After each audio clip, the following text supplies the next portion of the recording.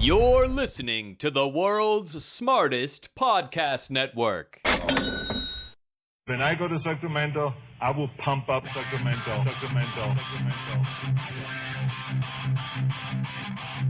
Some say the news is fake. Others say it's real. These two don't have the time to check.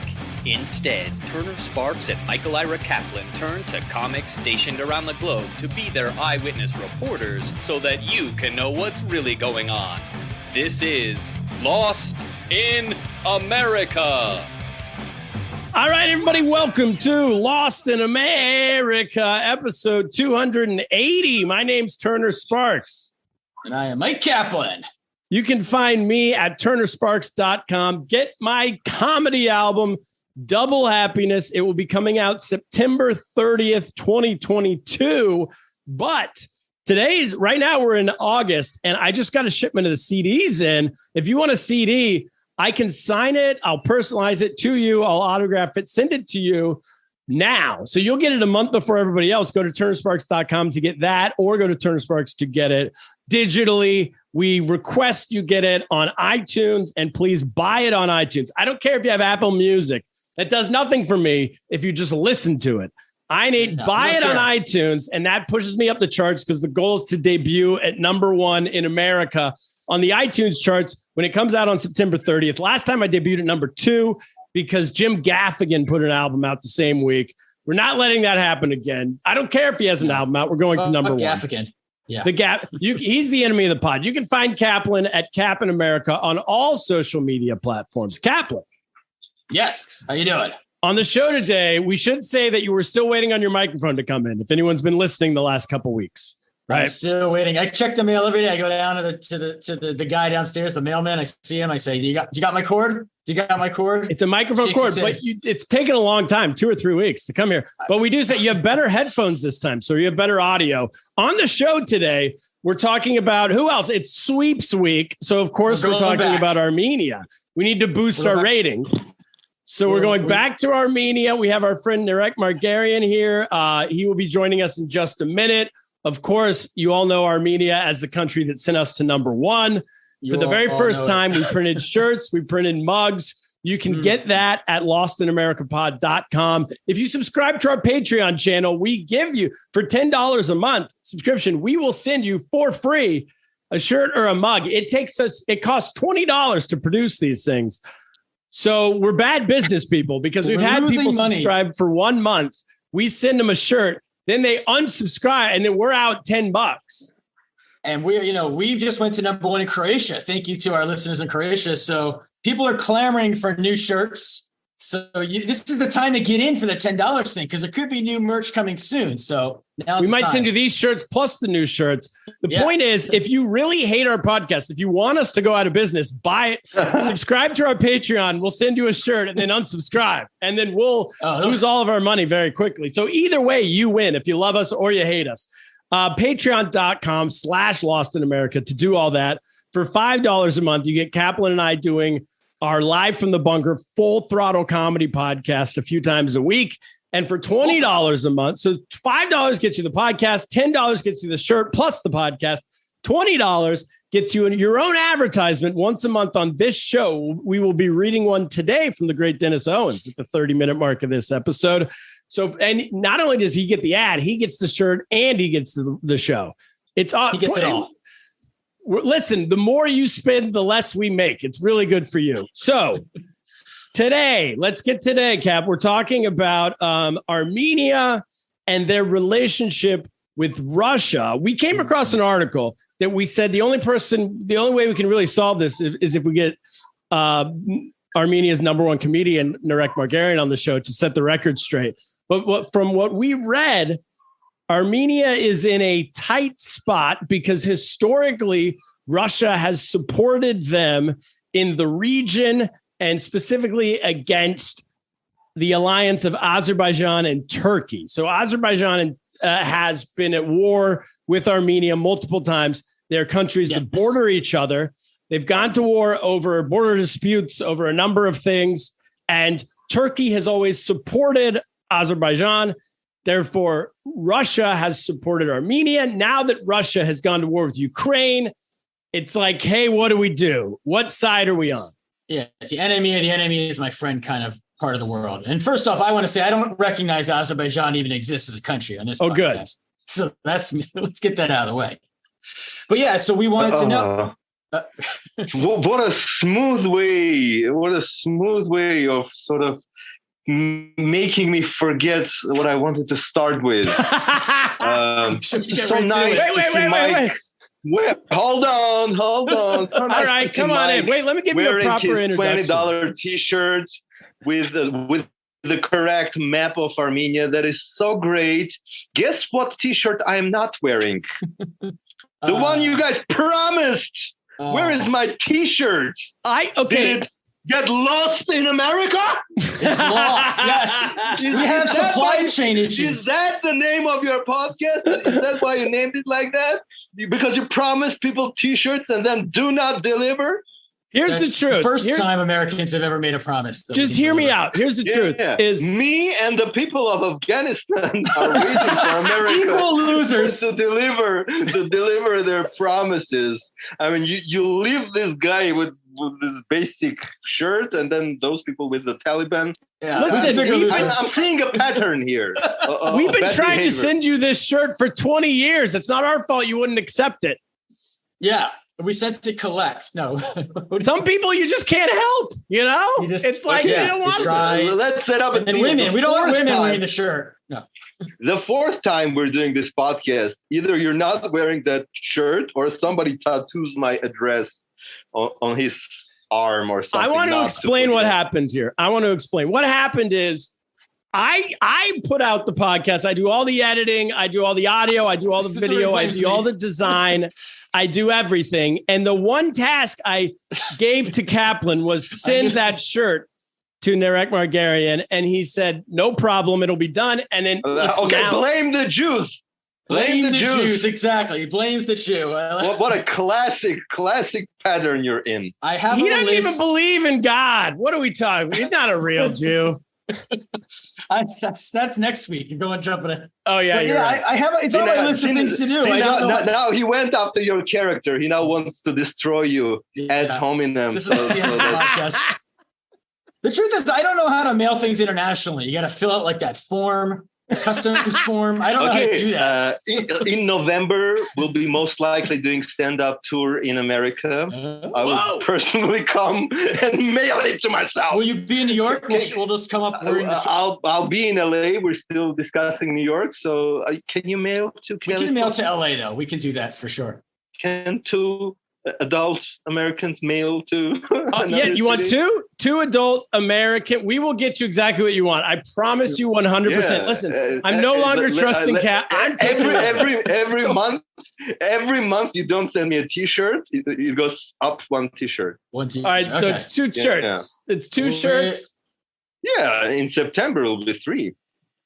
Can you wear it on stage in LA to help? Of course I can. Look at that. Wearing it in LA. It's gonna cost you extra though. Let's talk about that tour. Because you have an American audience listening to you right now. Where are you what's the date for Los Angeles? Do you know yet? It's later part of November, but this tour is going to be in Armenian. The last time we were there, we did a full English thing. But if there's a crowd, we do have lots of English material, and we'd be happy to do one in English. So yeah, that's something we've been pondering upon. But before we get the proper visa, it's all just talk. And we should say that, and I'll say this on record, the Kardashians will be there for everyone listening. Of course, they're the second most famous Armenians in LA, next to you. I think if the Kardashians tweet about that, about another million of Americans will come to the show. Yes. And there will be, yes. We can get the Kardashians these shirts too. You can keep your T-shirts then if a million people show up to our stand-up show. I don't know if we'll get them a shirt. We can get them a mug. I think a mug. They're a mug. They're not Maybe shirt an iPhone level. cover. We do give out mugs as well. Yeah, we started the Patreon thing here in Armenia as well, and it works pretty fine. Yeah. Does and yours we give say out number mugs. one in the U.S.? Do you have a mug that says that?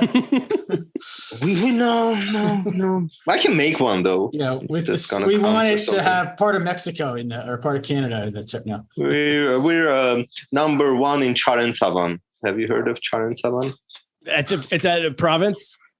It's a city in Armenia. Yeah. There we go. All right. Well, let's get to today's episode. First of all, also for sure, do come to New York. I'll help you set it up if you need help with venues and stuff. Let me know. I'm in. So today we're what's going on is, so from what we read, and we sent you the article, and I think I know where you're going, but what we read that Azerbaijan is in this tricky place. Armenia is in this tricky place. Azerbaijan doesn't exist. Armenia is in a tricky place. Three shirts. Three shirts. God damn it. Armenia is in a tricky place where they've been allies with Russia for a long time, but now Russia attacks Ukraine. From what I read, the Armenian people support Ukraine, but also it's strategic to stay aligned with Russia. Are we anywhere close on that? I read the article that was in Foreign Policy, and this is the only comedy podcast discussing foreign policy magazine articles. For sure. How about that? This is a big thing. We're intellectuals. Joe Rogan's never heard of it. I was so surprised to see that there were so many just factual inaccuracies in the article. Makes you sort of revisit the foreign policy was something I reviewed, and these guys can't go wrong. But like there was basic stuff like they said Armenians are not allowed to go to Turkey and climb Mount Ararat. Well, people do that every week. That struck out to me. Yeah. I'm planning to do it next year. It said that during the first war, Russia supported Armenia. Well, it's kind of a half truth because in the very first stage of it, of course, it was supporting Azerbaijan because it was not Russia, but the Soviet Union. And to them, any such conflict within the Soviet Union would mean their authority is being doubted. That's why they tried very harshly to surpass it. And they were on Azerbaijan's side. They only turned to Armenia's side towards the very end when we were obviously winning. So that's a major inaccuracy. And that's the war in 1990. 92? Yes. And then the guy who traveled here, obviously he only met representatives of the current government and nobody in opposition. So any information I'm not saying he was biased, but the information that was given to him is obviously from one side only. So that makes you question that as well. Right now, actually, Armenia is picking all sorts of benefits, let's say, from this conflict because we had an influx of tourists because everyone in Russia, like I went to school in Moscow and 3 of my classmates in the last few months have come to Armenia to set up bank accounts because Russia is not allowed to use Visa and MasterCard anymore. So they open bank accounts here. They register companies. These are mostly IT companies. They're all forced to relocate either to here or to Georgia. And that actually boosts the economy in one way. In the other way, of course, prices for a bunch of things go up as a result. But it's been sort of Armenia so far is getting only the benefits and none of the sanctions. But that's also something that probably cannot last forever, which means the government has to navigate, maneuver, and be very careful about it. I think we're just so unimportant generally, so that nobody to this point thinks of imposing any sanctions because of our good relations with Russia. From the human side, of course, what's happening is devastating because, like, to me, it's like you understand that the Ukrainians and Russians are very much the same people. It's not two different nations. Russia started from Kiev and they were all one nation. So to me, it's like, people of California going to war with people of, let's say, New Mexico.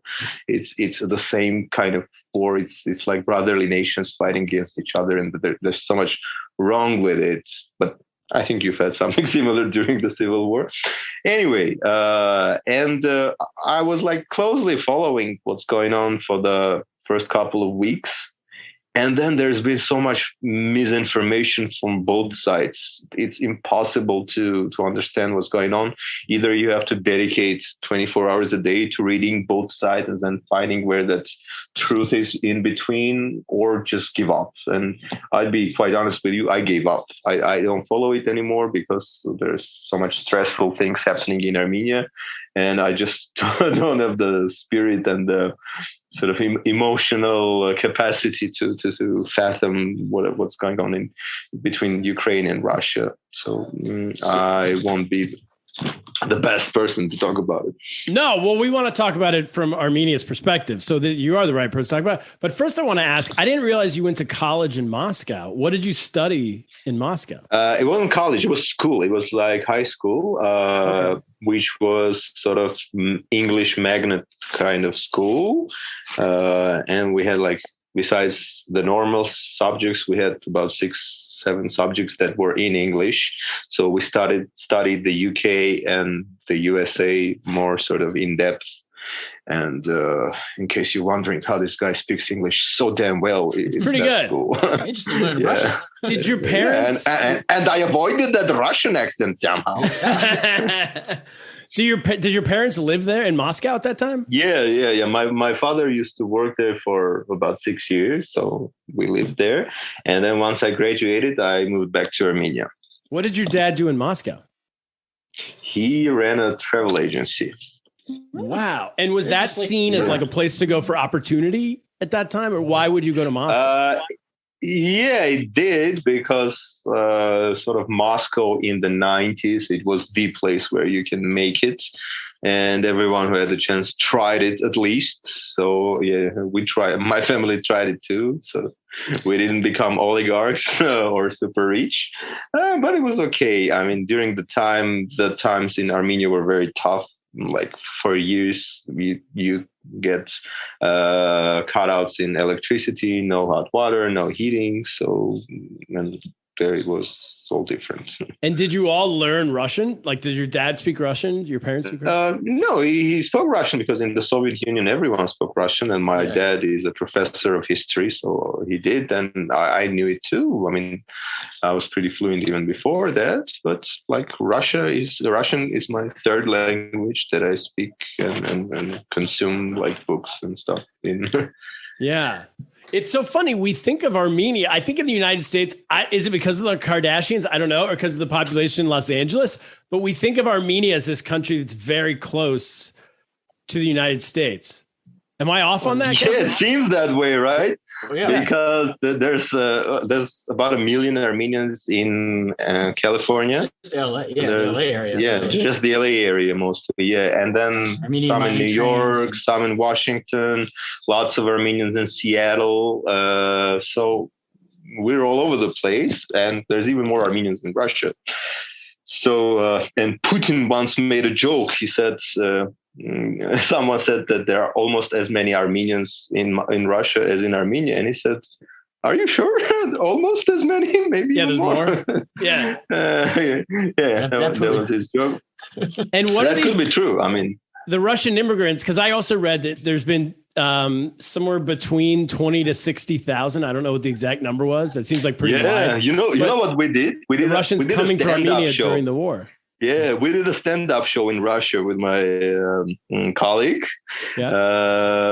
Sort of like a welcome to Armenia type of thing, where we talked about, like, when I was at that age, when we traveled to Russia, there would be some people that were kind of racist about us being sort of more looking Middle Eastern and darker skin tone. So for you to really get this, I was the black kid in our school. Right. Yes. and they would call you names, because those were kids, you know.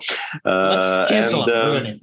I went to 2 schools, so one school I only went for 1 year, and then the other 5 years it was this English magnet school, but basically everyone was of different nationalities, lots of Jewish kids, so I wasn't standing out in any way. But at other school that was like half criminal. It was a half criminal school. And why was it half criminal? Because only the half of the kids did drugs and sold drugs. The other half was drinking vodka when they were in 6th grade. It was like a terrible. That's terrible the Russian school. dream. That's why you moved to Russia, right? Yeah. and I was the black kid. Although there was like another sort of, let's say, African Russian kid, but they didn't tone him that much because he was older.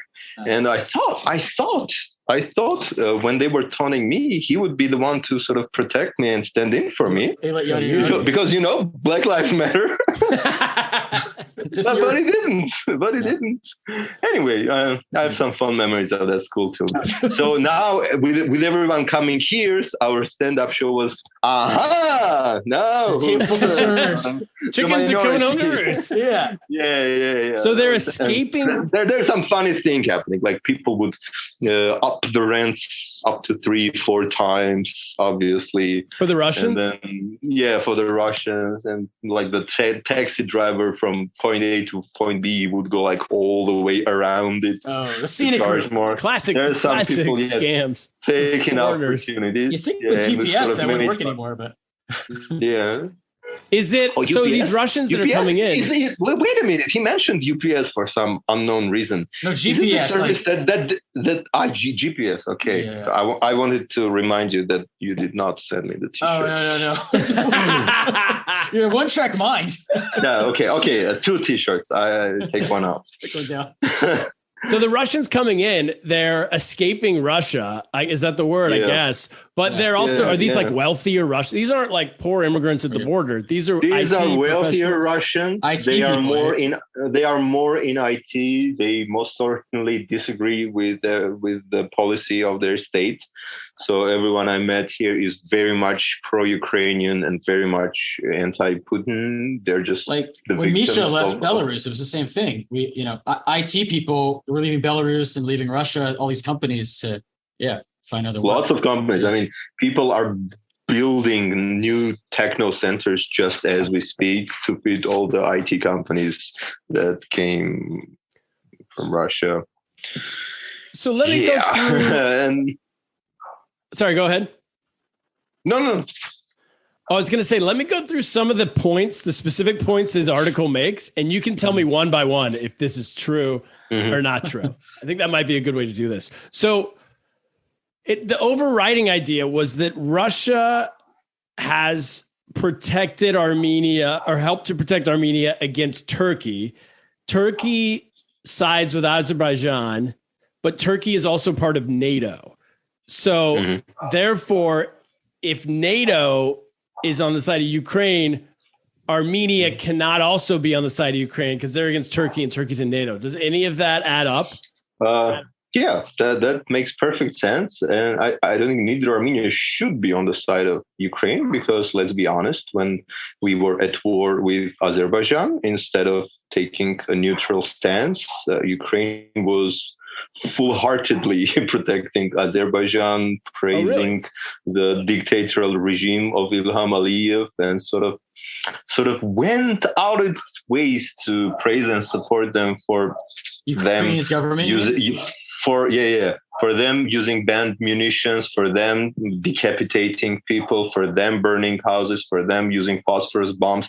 There's warfare and there is this banned warfare. So they were using Middle Eastern mercenaries. And this is like something I think the world pretty much agreed that it's not a good thing to use terrorists, whatever your cause is. And while you're supporting that kind of warfare, well, I just don't see why Armenia would. I mean, we emphasize, of course, we feel empathy for them. Obviously, we've seen what war is like, but to sort of be proactive and take a Ukrainian stance, that would be just stupid.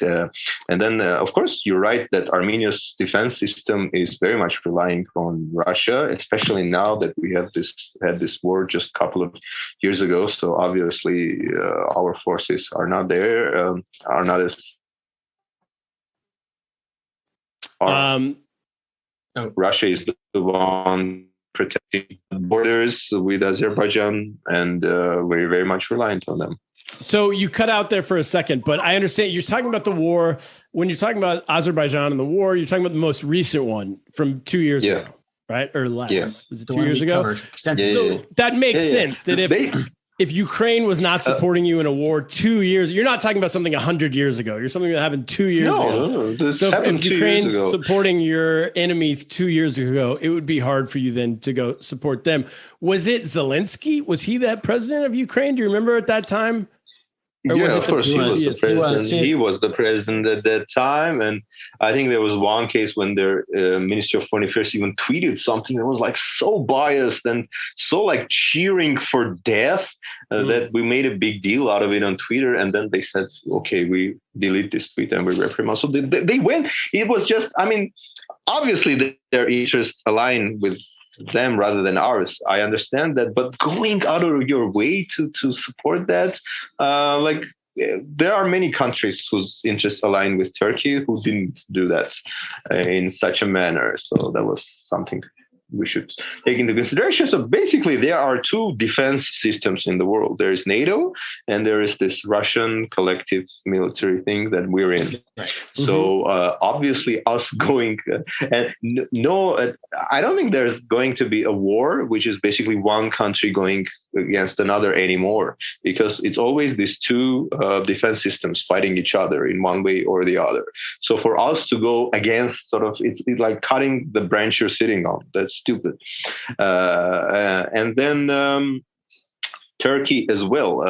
Turkey, on an official level, they've accepted sending their special forces to Azerbaijan to support them during this war, which means a NATO member country send its soldiers to fight another country's war, which is outrageous. Against but NATO you 2 years ago. Against us, yes. This is like breaking so many international laws that you can't fathom. But the NATO has been surprisingly calm and nonchalant about it, hasn't made any reprimands towards Turkey, accepted it as normal.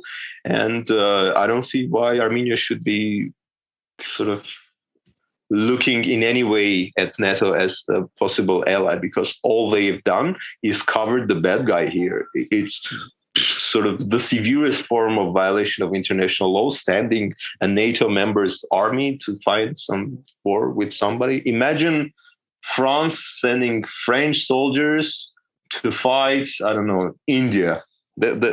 And then NATO just being sort of stupid, being like, oh, I don't see that it happened, not even acknowledging it. While Aliyev and Erdogan, they've even given medals to these special ops soldiers. So nobody's even hiding this, concealing this. That's been accepted, and the world keeps shut about it. And basically also, like, for Armenia, this was eye-opening, because before the war, everyone was thinking, well, nothing too sort of doomsday-ish can happen, because there's international community, there's all of these institutions like the EU, UN, etc., etc. And then turns out all they do is tweet, and even when they tweet, they try to be so by what's the word? Both-sidist. So both-sidist about it. Azerbaijan says, okay, we started the war, we went for it. And Armenia says, yeah, they started the war. Nobody's denying who started, but they urge both sides to maintain peace and things. Yeah, they are so they are so afraid to make a mistake, to become a target of any criticism, that they just want to cover all bases, and that sort of immobilizes these institutions. And we must accept that they no longer work. And the Ukraine case is another basically proof of that, because the support that Ukraine has been getting was not from this organization. It's the countries themselves, the country's leadership, who decide that, okay, we're with the Ukraine, and we go and we support them. It's not the UN's and it's not the EU's. It's just individual countries, and even these countries now, well, you see that the winter is coming, and Europe knows of that, and they are going to need gas. Russian gas. The gas they're getting is Russian. It has quadrupled in price. But I think they'll the only thing they can do is just they won't remove the sanction, but they would sort of buy it sort of behind the counter, under the counter, because there is no other way, simply, and that's the truth. Yeah, it's an interesting way to. I've never thought about it, because you have Russia, Iran, and Turkey all have influence in the region. Yeah, and they're all terrible. They're all different levels of bad governments run by terrible people. But Turkey is a member of NATO, and so it gives them this like outside influence, as you said, and it's affecting. And obviously, Armenia is a direct result of that. Because I mean, Erdogan's pretty much as bad as Putin. I mean, it depends. It could be as bad as Putin. He's capable of it. Of all these countries, Iran has been the smart, logical one. They've been standing their grounds, whatever they announce their goals are and their principles are. They haven't went against them. They have been one of the more reliable countries in the region, predictable. Right. Even for everyone, even for Azerbaijan. I mean, whatever they said to Azerbaijan, they hold to it.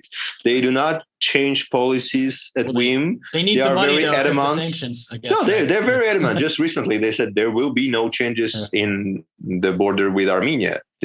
And they said it because Azerbaijan wants to get a corridor that goes through Armenia, and it was like a nice way of them saying we're not going to destabilize the region. They are the productive, let's say, the good force, actually, in this conflict. And even, I mean, I understand that whatever's happening is terrible, and there are many ways Putin is wrong about this, but and it's popular to demonize him. But if you try to understand what's going on, imagine if Mexico suddenly started aligning missiles that reach up to Seattle. Do you think the United States would do nothing about it? I mean, we shouldn't even speculate. You had the Cuban crisis. It's exactly what happened. Right, but Mexico is not allied with, they're not. The Cuban crisis is different. Let's say Mexico allies with Russia and is installing missiles, and Russia is arming Mexico as much as it can. How many years do you think America would go without invading Mexico? Right. Well, in that couple of years, 5 years, 8 years. It's not even a scenario. It happened during the 60s with Cuba. So we're not even. We didn't invade, though. I mean, where was Afghanistan? And where was Iran? Those were countries very, very far away, and Iran. There's a lot of real politics around. And Iran having weapons of mass destruction is an issue now. Even the most adamant sort of Bush supporters don't really believe in, right? So, but Iraq. I'm sorry, did I say Iran? But still, Iran wants to get them, so that'll still, you guys went all that way and invaded. Now, imagine Mexico or Canada having that, accumulating that kind of missiles from your sort of rival defense system in this world. The United States would obviously do something about it, and it wouldn't be pretty, and we'd still be very unhappy about it, because any war with the technologies today, I mean, look, in the Ukraine, there are always these rumors that somebody will hit the nuclear plant, and it's going to be a universal catastrophe. It's not going to affect just Russia and Ukraine. It's going to affect us in some minor way. It's going to affect you guys if another nuclear plant goes off. So this is we've gone to a level when we're just too fucking dangerous to make any mistakes. Yeah, very true. Very true. We got to take a break on that note. We are part of the World's Smartest Podcast Network. We got to pay the bills here, Narek. Part of the World's Smartest Podcast Network. That is us, Lost in America. That is the Majoring in Everything podcast with Dr. Andrea Jones-Roy. That is the Political Orphanage with Andrew Heaton. All of us are comedians, but also all of us are the world's biggest brains. You can go to worldsmartestpodcastnetwork.com to get any of those shows. Subscribe to all of those shows. Leave comments, leave reviews on iTunes. That helps us all out. And now, Kaplan, we have an advertisement for one of our listeners, the great Dennis Owens. As we said, if you for $20, if you're a $20 a month subscriber, once a month, you get your own ad on this show. We will read whatever you write. I'm reading this now for the first time, so excuse any pauses or anything, but here we go. I'm just going to do a cold read because I'm a professional broadcaster. Are you ready, Cap? You are. I'm ready. When you've worked with, this is from Dennis Owens, when you've worked with the greats of American comedy, stand up with the Friars Club logo in the background. And is this he's giving me direction on what to do? Oh man, I should have read this. You've done stand Don't read the directions. You've done stand up with the Friars Club. That's a rookie mistake. Whatever he reads, he writes. Stand up. Yeah, like I've done stand up comedy. Whenever you worked with the greats of American comedy, like Turner, I guess, who's done stand up on the Friars Club stage. The logo of the Friars Club has been in the background. You've performed all over the world and established China's first comedy clubs. You end up with a network of the funniest and most insightful people in the world. They're going to help those of us that are lost in America. Wait, his ad is just an ad for us. I love it. This is great. Oh man, I love him. What a mensch, as you would say, Kevin. What a mensch. He's one of the great mensches. The great Dennis Owens spent his $20 a month to tell people who are already listening to our podcast to listen to our podcast. That's good. And now a word. Yeah, Narek, go ahead. Have you ever gotten something that was like very inappropriate? Have we? We've gotten a little bit of talk about Kansas City. What was that TV show we had to plug once? Yeah, sometimes we have to plug like a local restaurant that somebody likes in their hometown. Okay. It's just not inappropriate. What if someone writes something like very offensive? Would you read it? Well, of course we would. For $20 a month. Short answer. For $20 a month. What if it was extremely inappropriate? What, like that we side with Putin or something? Something like that. Like this analogy about the missiles. Yeah, we'd read it. I think for $25, we definitely read it. If you want to throw us an extra. For $20, I'd have to put up a barrier. $25, I'll read the Ayatollah's Death to Israel. Copy read. You're opening yourselves to Salman getting Rushdie had it coming coming for $30. Salman Rushdie had it coming. And now, everybody, a word from your local sponsors. All right, we're back. Thank you, local sponsors. Thank you very much. Keeping the lights on out there. It's ski season's coming up, Kaplan. I'm sure we're getting some Vermont snow ski advertisements. Okay, so let me keep going. It'd be great if we got. Oh, sorry. Go ahead. I was gonna say it'd be great if we took some of the local ads and then we just did ad reads for them. Just like can I plug a local ad? Like we're team players. So what happens?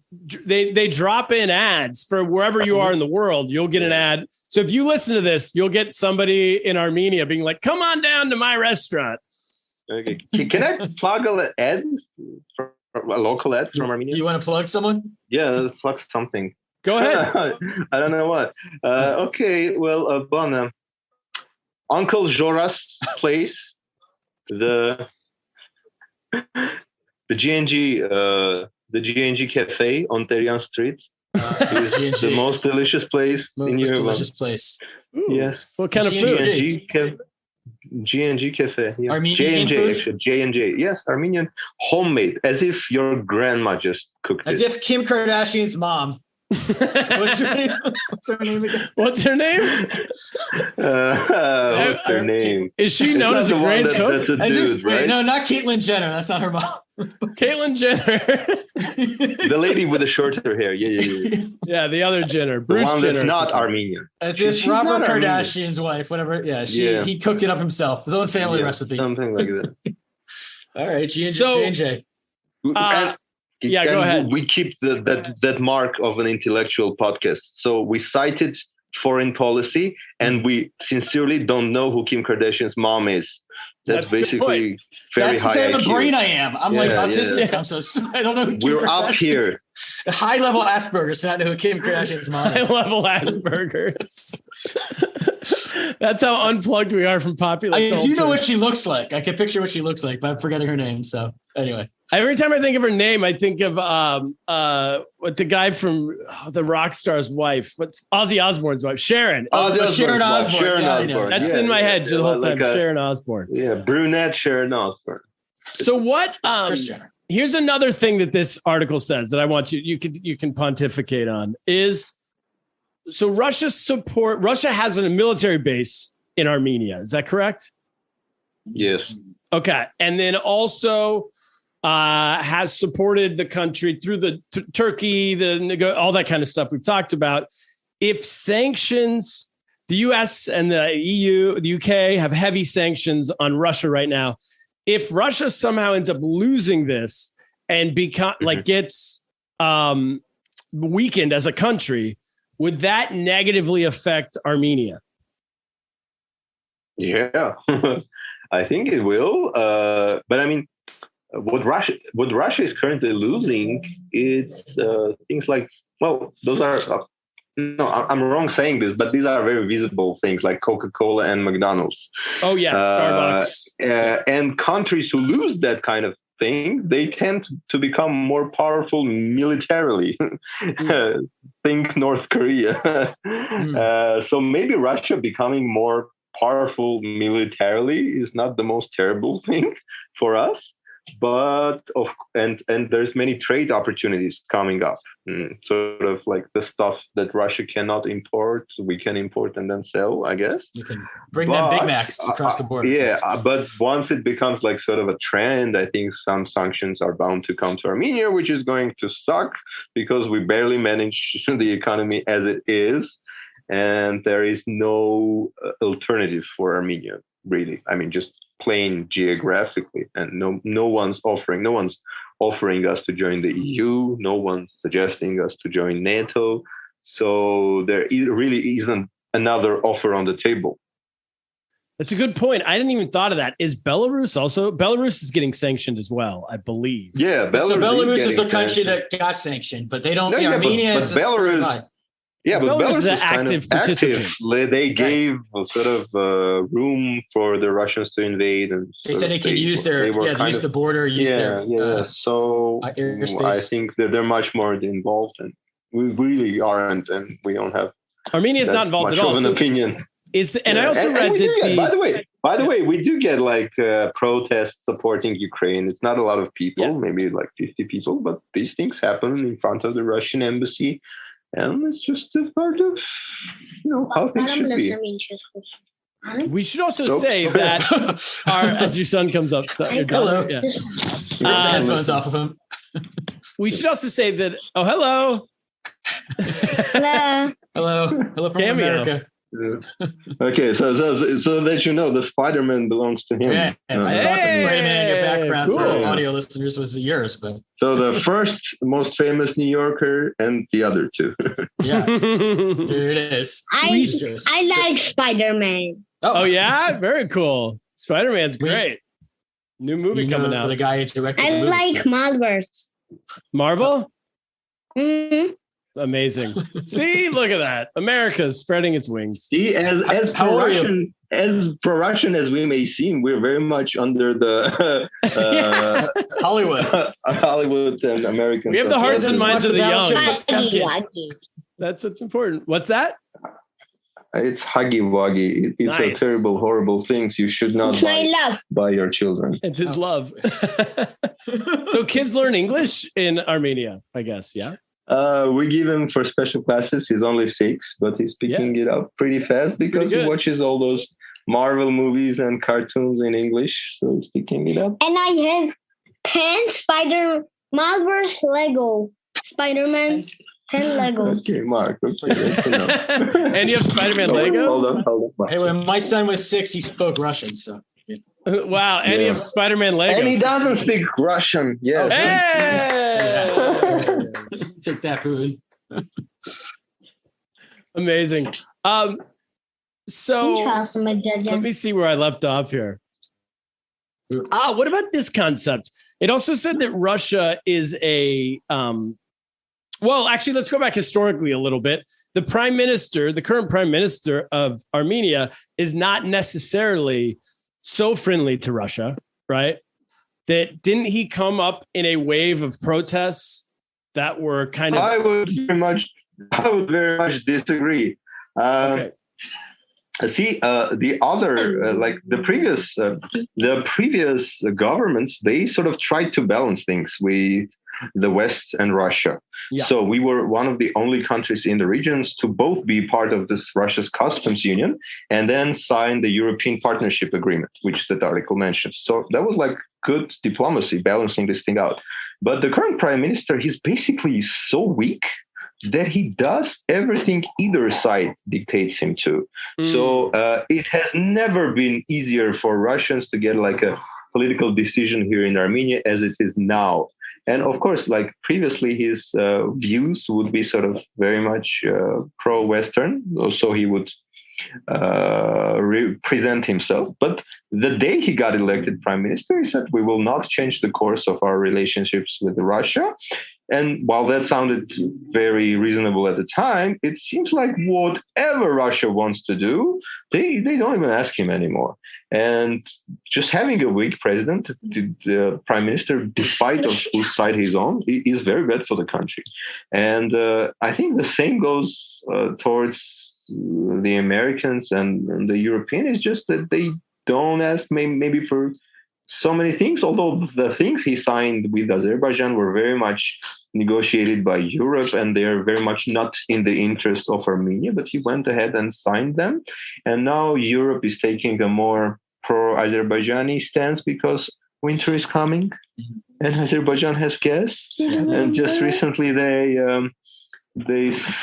did some article on this EU thing praising Azerbaijan, etc., etc. And again, this is a country that still has war prisoners from 30 to 200 people. We still don't know even the number, but from 2 years ago, 30 something is something even they accept. So this is a country that is holding war prisoners and not even denying it. And there's the European community is okay with that, and that should not be okay. And regardless whose side I'm on, Armenia's, Azerbaijan's, Georgia's, doesn't matter.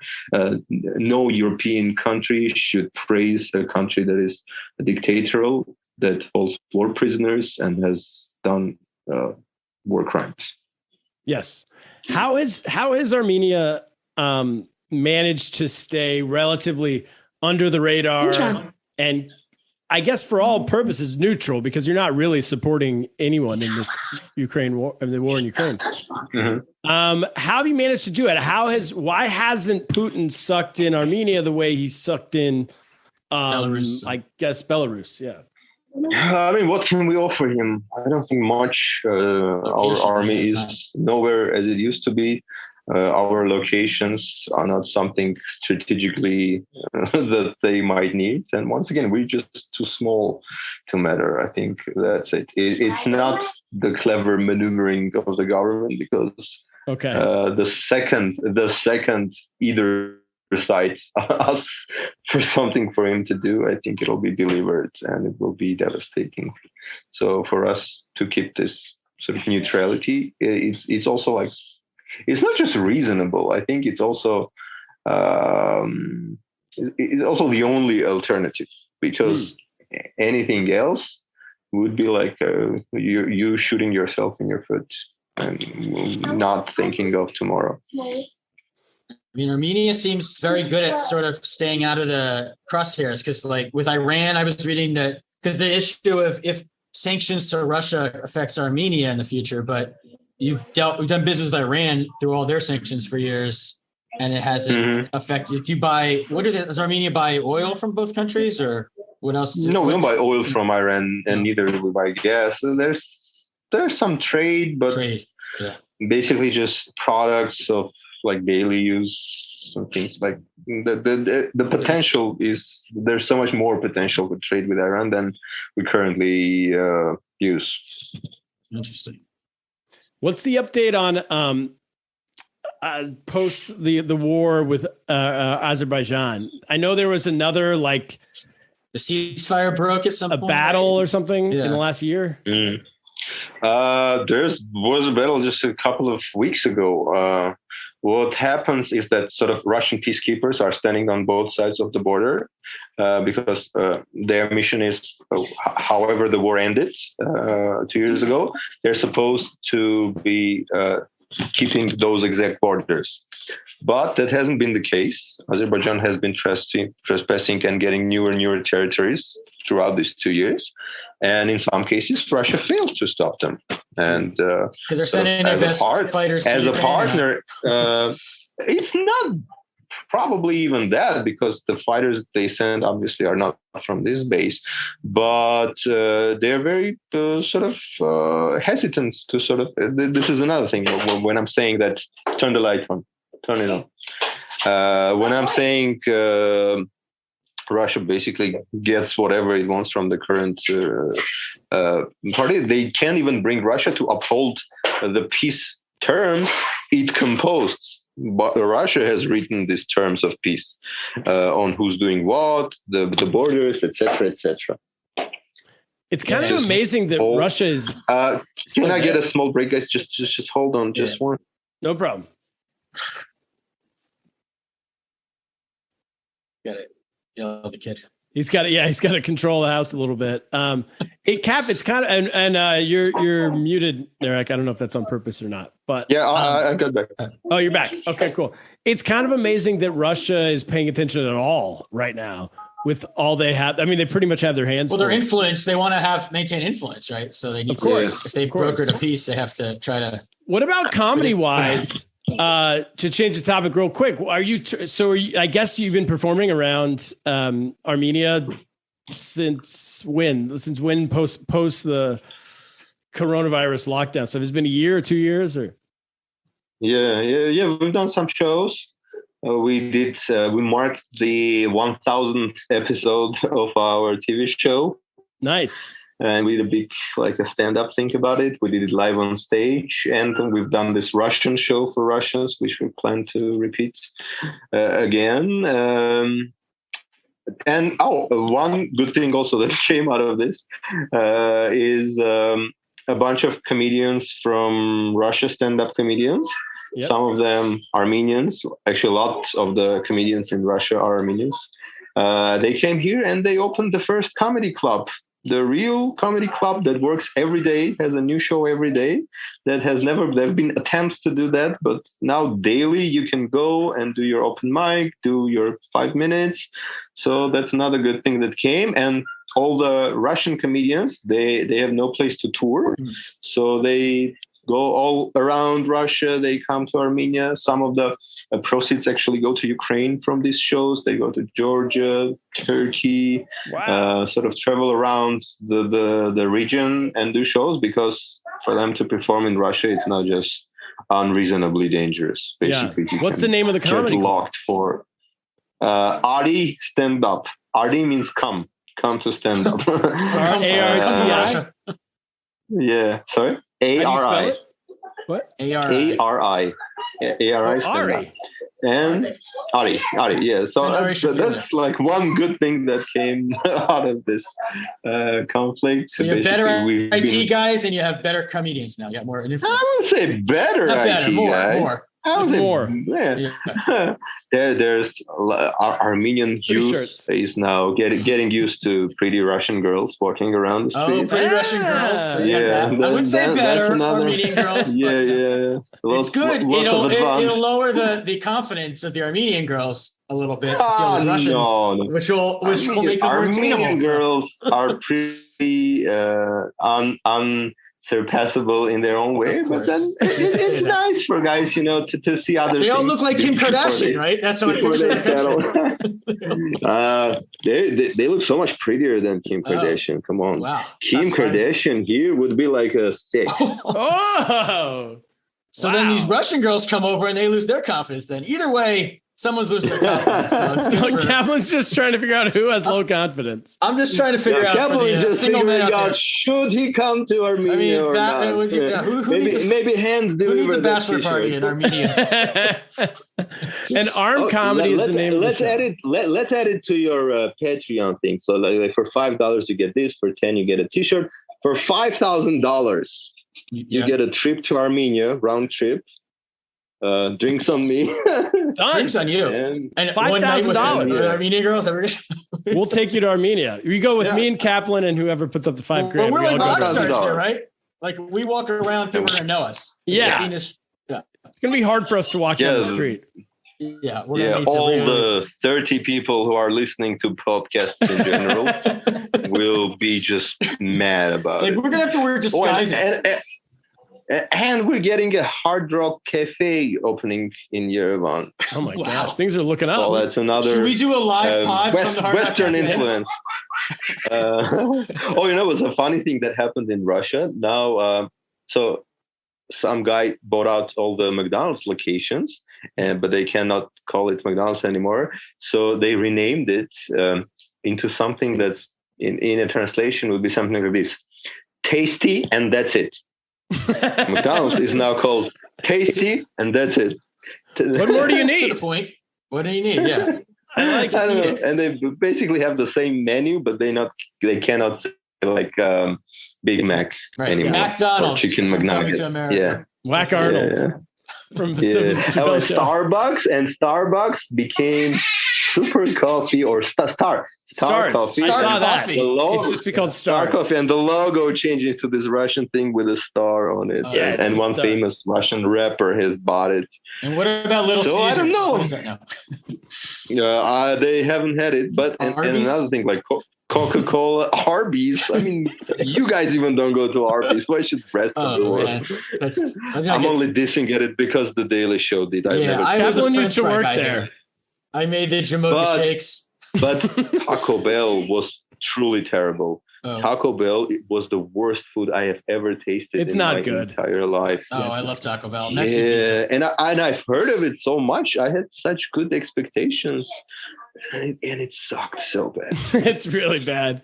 Was that part of your America trip? Go to Taco Bell? Yeah. We'll take you for good Mexican food if you come to New York. So there is no good Mexican food. Every other Mexican food I've tried. You're right. We'll tell you the place to go in LA. Yeah. Good. Los Angeles. That's it, everybody. That's the show. Narek Margaryan, thanks for doing it. Arm Comedy is the name of your show. Everyone can check it out on YouTube. 1,000 episodes. Very cool. Kaplan, and we will see you in New York, possibly Los Angeles in November. Kaplan, that's it. What should we do? Besides sending out this T-shirt, what should we do? And besides, you got to get your son to sleep. I think it's his bedtime in Armenia. Yeah. But on that note, we should get lost. Get lost.